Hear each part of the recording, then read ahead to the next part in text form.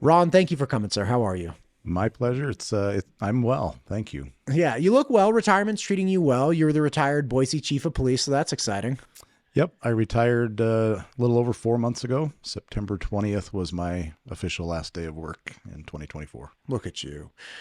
Um, a little bit of a more serious conversation we're having today. There is a law being working its way through the legislature, or at least a bill, rather, not a law yet, that is called the Bolter-Stahl bill, and essentially it's enhanced sentencing for somebody who kills a law enforcement agent. So imagine a situation where you have two a law enforcement agent and just a criminal wandering around who was not intent on meeting the law enforcement agent, and they get into a gunfight and the law enforcement agent dies.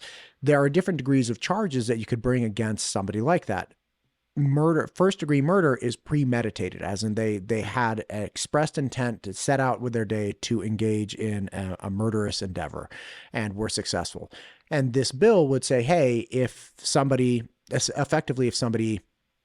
engage in this, like random violence or whatever it is, we should upregulate the charges to perhaps first degree murder. Now, I did not ask you to come here and make commentary on that particular piece of legislation. What I wanted to know today is the bill is called the Bolter-Stahl bill, and you were partners with Officer Stahl, who is no longer with us. He was killed in the line of duty. You were shot in that interaction as well, and this is a piece of Idaho history that I think people should know, that, what law enforcement agents go through, what they're about, what has happened, and we need to not forget this. So I asked you to come in to kind of share that story of what happened, and yeah, just so we can Sure. understand. Well, it's interesting being part of history. That means you're old when you're But part of history. But as I reflect back, it has been over 27 years since that incident took place that took Mark Stahl's life. And I've talked about it many, many times over the years with many different folks. But I agree that it is a part of our history that should never be forgotten. And so when I was with the Boise Police Department, the department as a whole made a very dedicated effort to make sure that we never forgot Mark Stahl's memory. And so when we moved into the new police station many years ago, at that time, we ended up changing the name of the street to Mark Stahl Place. And so the street where the police station resides today is Mark Stahl Place. We have his locker, his original locker from when it was over at the Barrister Street location, when we shared a location with the sheriff's office. His locker was moved, and it's in the Boise Police Department now, and it's there right between the two locker rooms, the men's and women's locker rooms. And so we've done a number of things to remember Mark and to honor his memory. Every time we have an academy that graduates, a police academy of new recruits, I go up and meet them at Mark's grave, and I tell them the story of that night and explain a little bit more about Mark and his life and his family, and talk about the sacrifice that he made, and make sure that they understand, as new police officers coming into Boise, the Boise Police Department, that there is a legacy, there is a tradition, and there is an honor that we afford to Mark. And he is the only Boise police officer ever killed in the line of duty in the history of the city of Boise. So the city was formed in 1896 or whenever. It wasn't around quite back then.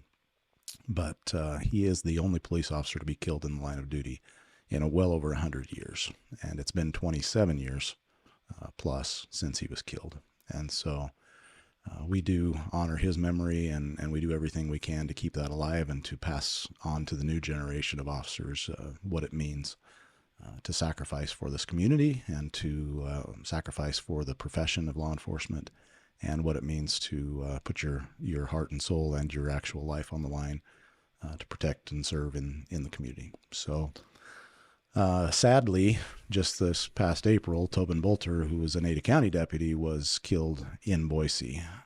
He was killed in city limits of Boise, even though he was an Ada County sheriff's deputy. And so he became the second officer to be killed in Boise in the line of duty, the first in the Ada County sheriff's office to be killed.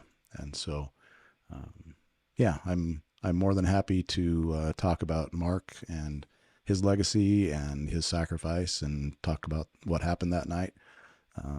Anything I can do to bring honor to those who have risked and given their lives in the ultimate sacrifice for their community, I'm happy to do. Yeah. I don't have witty retorts or funny anecdotes.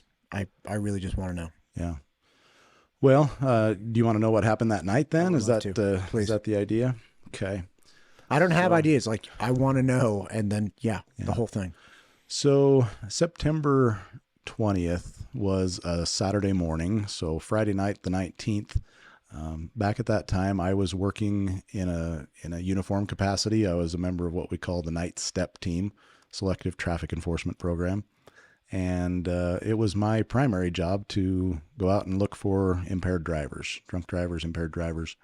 And that was kind of my full-time gig. And at that time, we had probably close to, I think we had 10 night step officers that were out throughout the city of Boise looking for impaired drivers. And we would make quite a few arrests for DUI at that time. Again, this is 1997. And I was working in that capacity. So my shift started about 6 p.m., went to 4 a.m. And just after 1 a.m., downtown Boise, and we're downtown right now, but it's a little different in the nighttime hours than it is in the daytime hours. So the cruise was a big thing, and people drove around. I guess gas was cheap, right? You could just drive around and around and around, down Main Street, cut across on 5th, down Idaho Street, cut across on 14th, 15th, 16th, somewhere in there, and make that loop. So there were a couple of officers working. Brian Hagler and Steve Van Doren were working together that night in a 2-man car, and they saw a vehicle come by them on Idaho Street, and that vehicle looked to them to be suspicious, at least worth a second look. And as they were driving behind that vehicle, one of the things they noticed, there was no front license plate on it, and it was painted a primer gray, which looked like it had been, maybe painted in somebody's backyard, whether it was with a rattle can or a paintbrush, I don't know, but they saw that vehicle and noticed no front plate, and the two occupants of the vehicle turned out to be brothers, and they were, just kind of scruffy looking, mid to late 20s. And as they were behind that vehicle, they saw it make a lane change without signaling, and so they had probable cause to stop it. Now, they were curious that maybe it was a stolen car, so they were in the process of running the license plate to see if it came back stolen, and they were waiting for a return from dispatch to find out what the registration and status was on that license plate. While they were behind it, as they came to the intersection just before 15th Street, that vehicle made a sudden left turn into the parking lot, and again did not signal the turn. So that vehicle pulled in, made an abrupt stop, and both of the occupants jumped out. And so Officer Hagler, who was driving, decided they were going to effect a traffic stop. They turned the lights on, and as he came to a stop behind that vehicle, he jumps out of the driver's side of the car, the police car, and both of these guys are coming towards him, and they're coming pretty aggressively. They're coming pretty hard. And so Brian yells at them, "Get back in your car, get back in your car."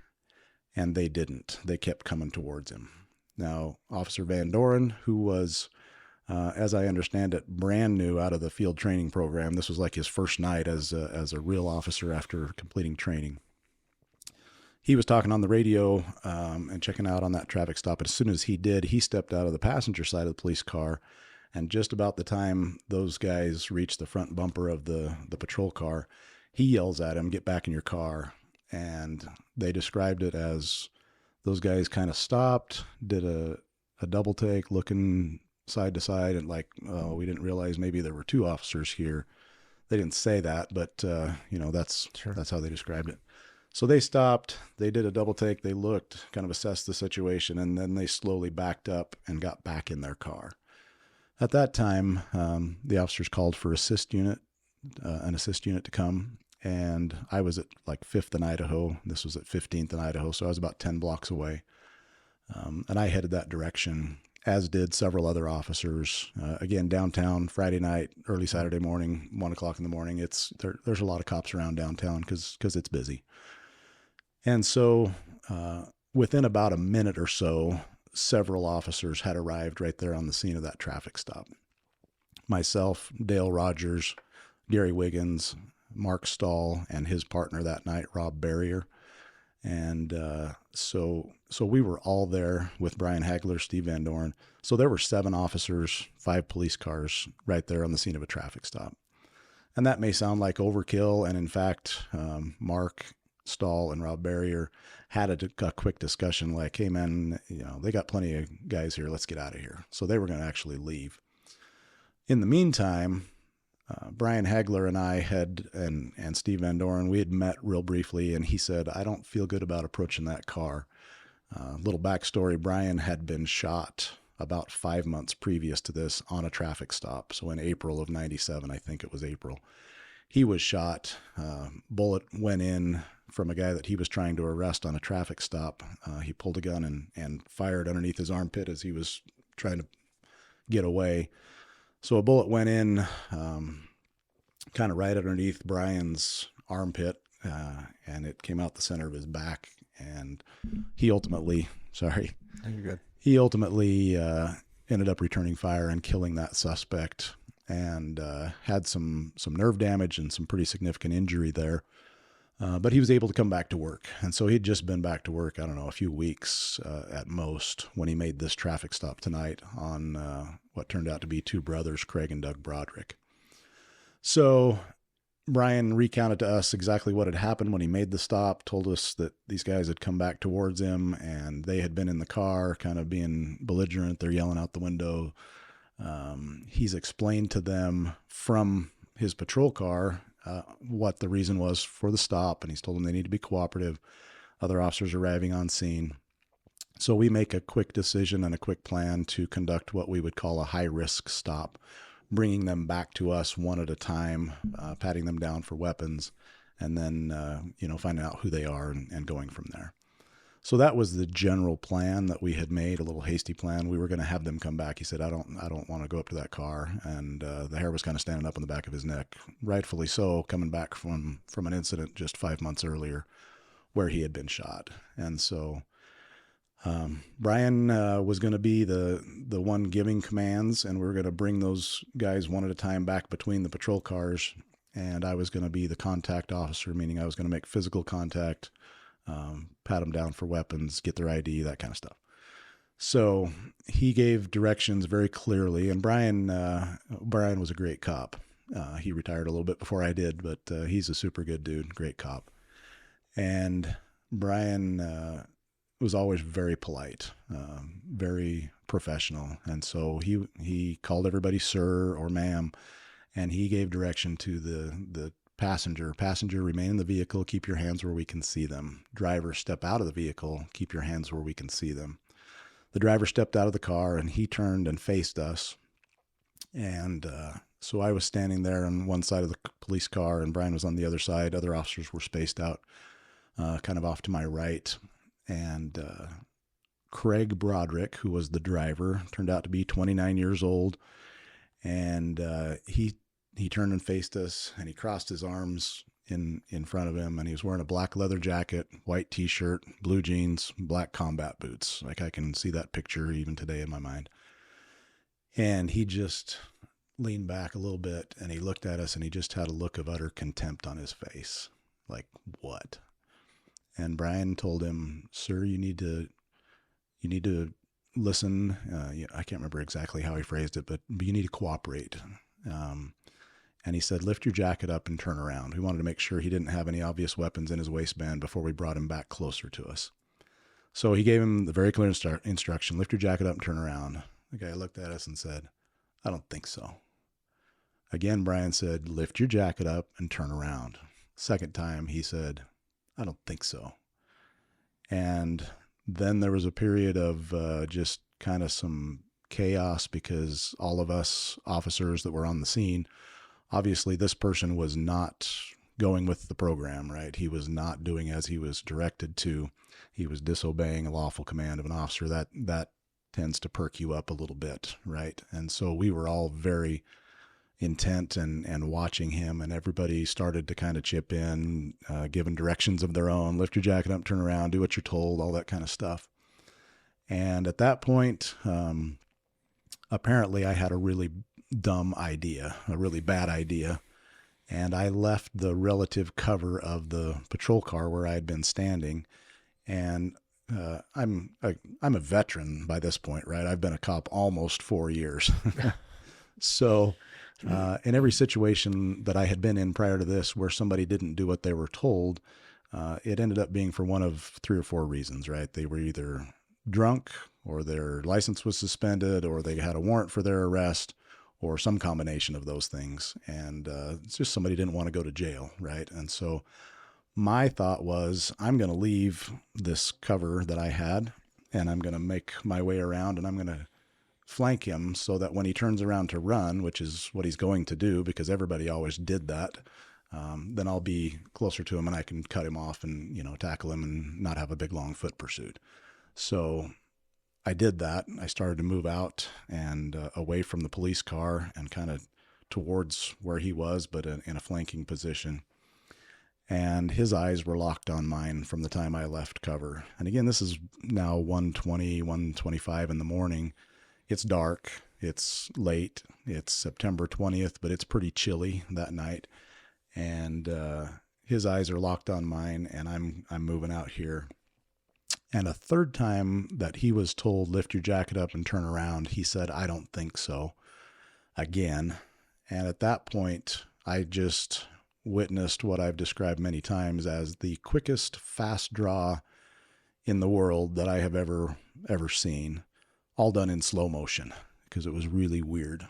He brushed the side of his jacket away from his hip, and I could see a gun in a holster on his hip, and it looked like it was that big, and it looked like the barrel was that big around as it came out of the holster and was pointed directly at me.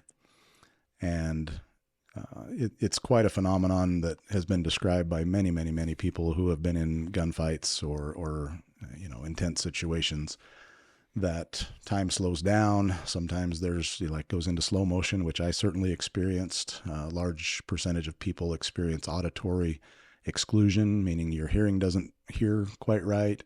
You experience tunnel vision, where you become ultra focused on an object, and all of those things happened to me. All I did was I saw that barrel come up, and it looked like it was that big around. It was right in my face, even though we were probably 10, 12 feet apart. And then I saw just a really pretty orange blossom come out the end of that barrel, and it looked like a flower was blooming to me, and it just kept blossoming, kept blooming, and I couldn't hear anything.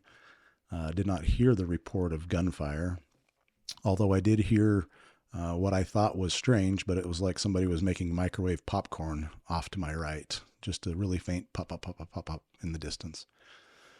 And so I'm seeing this orange blossom. I'm seeing obviously the flame coming from the muzzle of the gun, and I'm hearing microwave popcorn popping in the next room. And I was trying to get my gun into play, right? My brain was playing catch up, but I was trying to get my gun up, and I did. And I remember feeling it recoiling in my hand.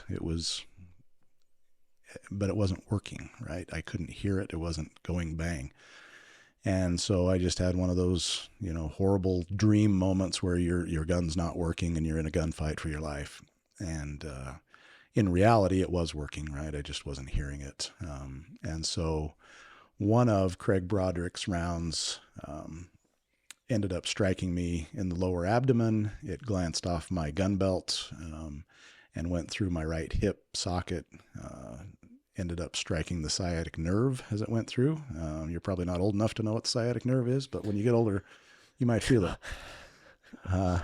So anyway, I fell backwards on the pavement. That bullet went through the hip socket. The doctor described it later to me as if this was the ball of the socket and this was the hip. It kind of dug a groove in the ball, and then it destroyed the socket and on its way through, and then the bullet kind of just lodged beneath the skin. in the back. So I fell backwards. Right hip socket was kind of obliterated there. And at the same time, I'm told, I didn't witness this myself, but the passenger had jumped out of the passenger side of the suspect vehicle, and he began shooting at officers who were on that side of the incident. He fired a number of rounds, one of which struck Mark Stahl, who was in a position of cover behind a pickup that was parked in the parking lot. And that bullet went through just above the vest in his armpit and went through his chest cavity, went through essentially his heart. His aorta was cut. And so Mark continued to fire, even though mortally wounded, continued to return fire. Other officers returned fire.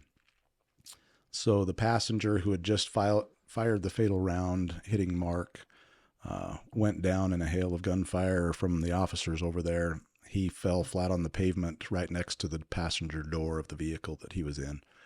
Craig Broderick, after shooting a number of rounds at me, one of which struck me, he was hit many times by officers on my side of that car.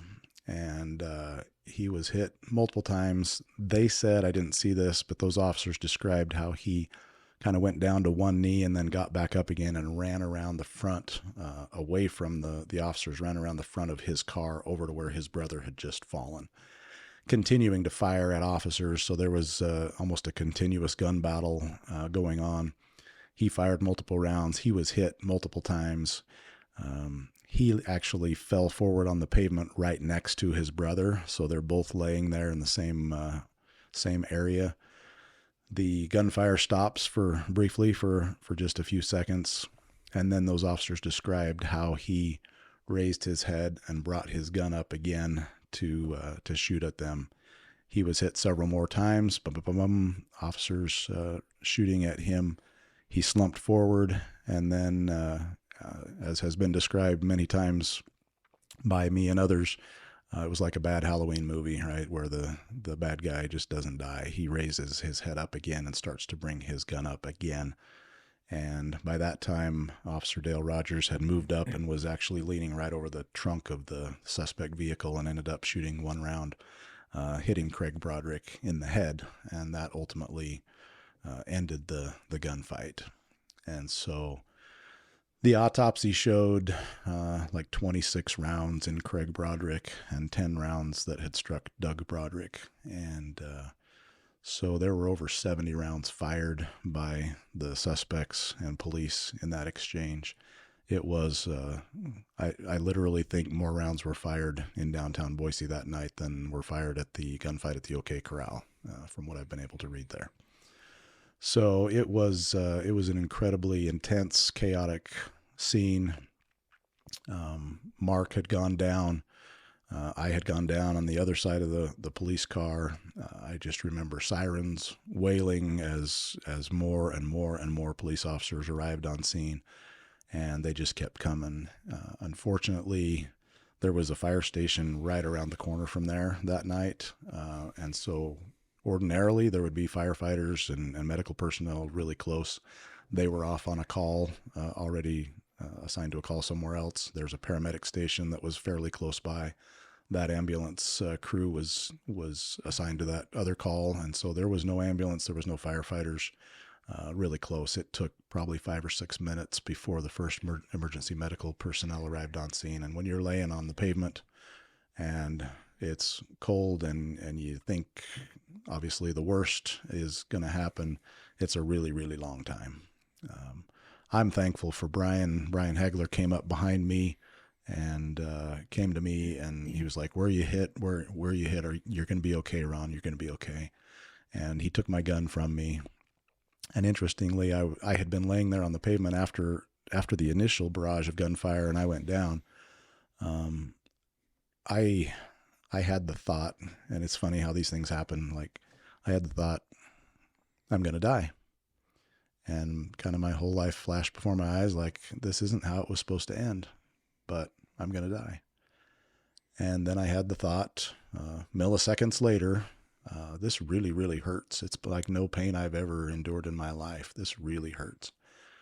And then I had the thought, if this hurts this bad, that means the bullet obviously is doing some serious damage. So it didn't hit my vest, right? I've heard that it hurts when you get hit in the vest. It's like getting hit by a 90-mile-an-hour fastball if somebody's pitching. But it doesn't do serious damage other than maybe bruising your ribs. I'm like, this is worse than that. So obviously the bullet didn't penetrate the vest. And if it didn't, the vest protects everything that's vital. So it must have hit me somewhere else, and I'm going to be okay. I'm going to live. And then I immediately had the thought, but I can't move my legs, and this pain is just spectacular. I'm going to be paralyzed. Couldn't move my legs. I thought, oh, it hit me in the spine. That's why it hurt so bad. None of that was true, right? But in that split second, when I'm thinking all of these things in quick succession, I'm thinking, I'm going to die. Nope, I'm going to live. Oh, I'm going to be paralyzed, right? And all of that just went through my mind. And in the meantime, I started just getting nauseous. I'm like, oh, I'm going to throw up. And so I ended up going, gee, I'm a trained professional. I know what's happening. I'm going into shock. I better put my gun down because I shouldn't have a gun if I'm in shock. So I laid my gun next to me on the pavement and was about to throw up. And then I heard more popcorn popping off to the right. And I'm like, oh, this ain't over. And so I picked the gun back up and started scanning, looking, and all I could see were feet. It was dark. I could see feet moving, and I could see somebody laying down off to my right, but I couldn't tell who it was. I don't know to this day if it was one of the Broderick brothers or if it was Mark Stahl that I saw laying in the pavement that night. But I just kept scanning, looking for, because the guy that had just shot me disappeared, and I didn't know where he went. He was not in front of me anymore. And so when Brian came up behind me, and he said, like, it's over or whatever, you're going to be fine. Give me your gun. And started talking to me. He was a great comfort, certainly, to me that night. And ultimately, the first ambulance on scene took Mark because Mark was the most seriously wounded. And they transported him to St. Alphonsus Hospital.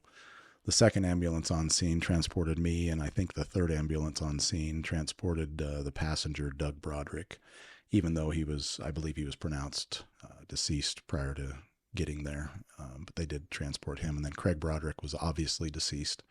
And so his body remained on scene there for a time while they processed the crime scene. So in a nutshell, I mean, that's it. Rob Barrier, who was Mark's partner that night, he went to Mark and spent the last, those 4, 5, 6 minutes, whatever it was, until medical personnel arrived. He basically had Mark's head cradled and was there trying to encourage him and keep him with him. And other officers were gathered around and I have an audio recording of that and of the initial interaction, the gunfire, all that stuff was captured on audio recording. We didn't have body cameras in those days, but we had audio recorders. And so listening to that, you really just hear the last few minutes of Mark's conscious life as the life ebbed out of him. He lived for quite some time, I don't know, 20, 30 minutes or so before they actually pronounced him dead at the hospital. But for a time, I was right next to him in the hospital room. At that time, it was way before St. Al's looks different now than it did then. But they essentially had like one trauma room and there were 2 beds in it. So I was next to Mark as they worked on him, and they did heroic, unspeakable things to try to save him and keep him alive. But in the end, the wound was just too traumatic, and they couldn't put enough blood in to replace the blood that he was losing so quickly. So, but that was a night that changed everybody's life, I think, in law enforcement here in the Valley. And fortunately, we went 27 years before an incident like that happened again, or almost 27 years, 26 and a half. But then Tobin Bolter was killed just last year. And that certainly brought back a lot of memories for people who were here when Mark was killed. To have Tobin killed was probably equally difficult on the sheriff's office as Mark's death was on the Boise Police Department.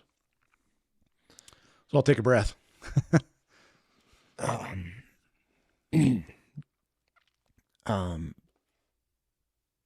I've never been in law enforcement.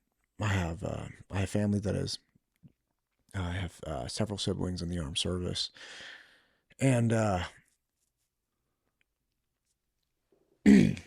you've been retired for 4 months, and I think you were saying Brian, one of the officers, had just been shot, and what I what I would really just like to know out of all of these things is it's like, okay, these are experiences you guys have, and you do them in, the service of my life and my family's life. But how do you keep coming back to engage in a lifelong career,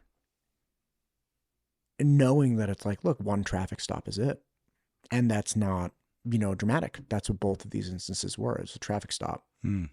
And, as a civilian, I heard years ago, they're like, listen, traffic stops are really, really dangerous. And they're, very foolish city councils across the United States over the last 10 years that jumped onto the Black Lives Matter movement. It's not the Black Lives Don't Matter, but, there were some that were saying, hey, we should make traffic stops like civilian stops. And there was discussion in my former state in some cities about, we should let civilians stop people for traffic violations. It's like, and again, finding out like that is an ungodly dangerous thing, next to perhaps responding to a domestic violence thing, where it's like you're going into a situation that you have no idea what's happening. How is it that you're able to come through that situation and not just leave immediately and go do something else that's more entertaining or just anything else? Yeah. Good question. I'll comment on a couple of things that you mentioned. I think it's a great idea to just have civilians do traffic stops, because then there wouldn't be any problem. As long as everybody just agrees to play by the rules, then you won't have any problem, right? But how foolish and how silly reality, when reality sets in, how foolish and silly that sounds, because the problem is, the criminal element doesn't play by the rules, right? The man who murdered Tobin Bolter waited inside his car until that deputy got close, and from behind a tinted window, he had a gun ready, and as soon as the deputy was close enough, he began firing through that closed window. The deputy never could have seen that coming, right? So criminals don't play by the rules. And people who are thinking about that and thinking, well, let's just eliminate the police, because if they don't have guns, then nobody's going to get shot. Okay, good luck with that. It's proven that isn't really working out so well in those places where they have defunded the police and all that. Right. So I'll leave that alone. But I want to talk about what it takes to do that job in the face of that danger. And people ask me, certainly, I was off work for about 5 months as I was recuperating and trying to heal and get back to be able to do the job again. And I remember talking to some friends or some officers that were like, hey, I heard you're not coming back. I heard you're going to leave and you're not, I'm like, what are you talking about? I've never said that. I don't know where that rumor came from. They're like, oh, I don't know. I just heard it. And it's like, I need a paycheck, right? I've got a small young family. I never thought about not going back to work, but I think it's more than that. And I don't know what it is, but I've seen it time and time again where people feel called to this profession, right? They want to give back to their community, or they want to contribute to their community. And it takes people with a strong heart and a strong desire to want to do the right thing, to stand up for those that can't stand up for themselves, right? To provide justice for those who are victims or who are impacted by crime, right? I want to be able to ideally protect somebody from crime, but if I'm not able to protect them, then I want to get justice for them, right? I want to provide an avenue for professional policing to solve crimes, to hold people accountable, to do whatever's necessary so that the criminal justice system can move forward in the right way, right? And yes, there is danger. And, it was just this past weekend, I was visiting with my sister, my older sister, and she hadn't even heard about Tobin Bolter. She doesn't live in the area. And I was telling her a little bit about that experience and what had happened. And she just shook her head. She said, how do you get anybody to be a cop today? How do you get anybody that wants to do that job when that could be the result? And the answer is because good people will stand up and put their lives in jeopardy in order for our society and our community to function well. And that's the same spirit that causes people when we're attacked on 9/11, which is my birthday, by the way. It used to be a good birthday. But when our country was attacked on 9/11, the floodgates were opened by, the military recruiters. Like, people wanted to serve. They wanted to protect and defend this country. And those with that heart for service ran to the sound of gunfire. They ran to the recruiting station to say, sign me up. I want to go fight for this country. And it's not all about fighting. When you talk about civilian law enforcement, it's very different than military service. I'm told I never had the opportunity to serve in the military, but my dad did and my father-in-law did. And it's that same spirit that wants to give and to stand and to protect and defend and all of those things. Now, civilian law enforcement, there's a lot more than that. It's community service and helping, and there's just 100 different hats that you wear as a police officer, not necessarily just a crime fighter hat, but that is part of it. You have to have a desire to protect the innocent, to provide justice and occasionally mercy, right, to people that need it, and to help people in their toughest times. That's what it's all about. That every 911 call is a problem to be solved, and you're the one that's sent to solve it regardless of what it is, whether it's my kid won't get up and go to school, to somebody stole my bicycle, to somebody's trying to kill me, and you've got to figure out how to solve it. And it's always different. That the work is the same every day, but it's different every day because you never know what's going to be behind the door that you're asked to go knock on, or who's going to be in that car that you end up stopping for a traffic violation or whatever. So it's a great profession. It's fun. It's exhilarating. It's exciting at times, very boring most of the time. But it is as has been said many times, you've got a front row ticket to the greatest show on earth, because humans are just an interesting bunch, right? You never know what somebody's going to do on any given day. Ron, I really appreciate you. Thank you. Thank you for telling me that story. And thanks for helping the people listening to this understand what law enforcement goes through. This state is a different state, man. It's the best. And part of that is coming back to reality with recognizing how hard life is and how difficult things are, and not wanting things to be perfect and wanting to deny the fact that there are good people and there are some bad people.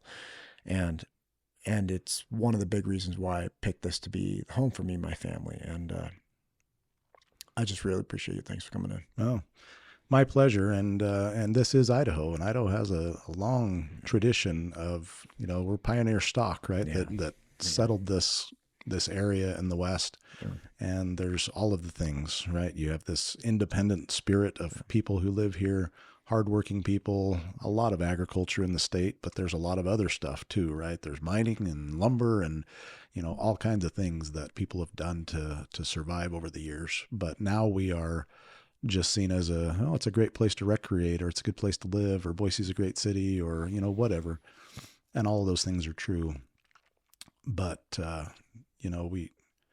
we've got to figure out how to preserve Idaho's traditions and still work to improve the state. I'm not much of a politician. I don't like politics particularly.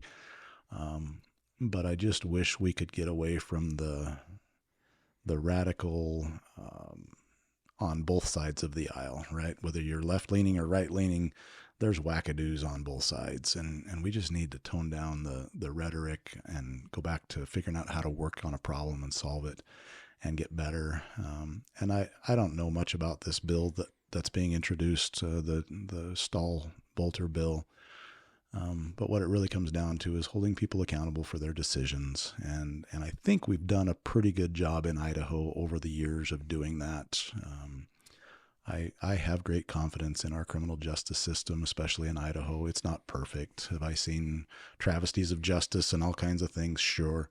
But by and large, it's a good system populated by good people from the law enforcement side, the prosecution side, the defense side, the magistrates, the judges.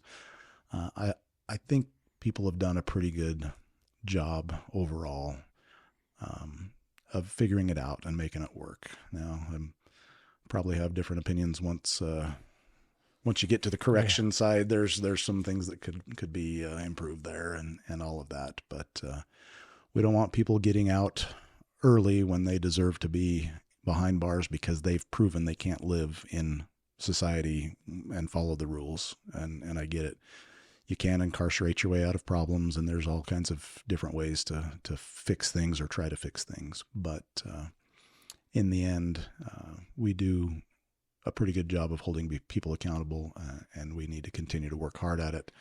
We don't need the crazy left or the crazy right, mucking it up.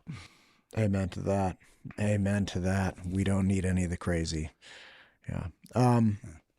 Come back. Let's talk about something more uplifting next time. Anytime. Happy to. I've got time. Thank you, sir.